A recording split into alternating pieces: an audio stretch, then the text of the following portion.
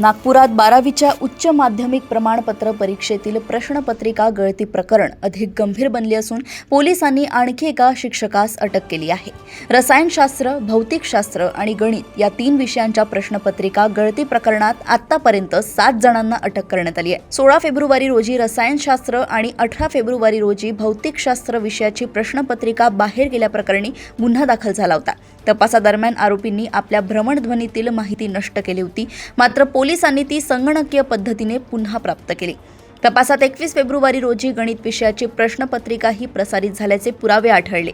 या प्रकरणात यापूर्वी शिक्षक निशिकांत मून, एक्सलेंट अकॅडमीचा मुस्तफा खान, जुनैद जावेद यांच्यासह इतरांना अटक करण्यात आली होती। आता शिक्षक प्रदीप जांगडे यालाही अटक करण्यात आली असून आरोपींची संख्या 7 झाली आहे। अटक करण्यात आलेल्या शिक्षकाने प्रश्नपत्रिका दिनेश कोटांगले याला दिल्या असून त्याने त्यापुढे मुस्तफा खानपर्यंत पोहोचवल्याचं तपासात निष्पन्न झालंय। तपासात काही परीक्षा केंद्रांवर सीलबद्ध पाकिटांमध्ये प्रश्नपत्रिकांची संख्या कमी आढळल्याचेही उघड झालंय।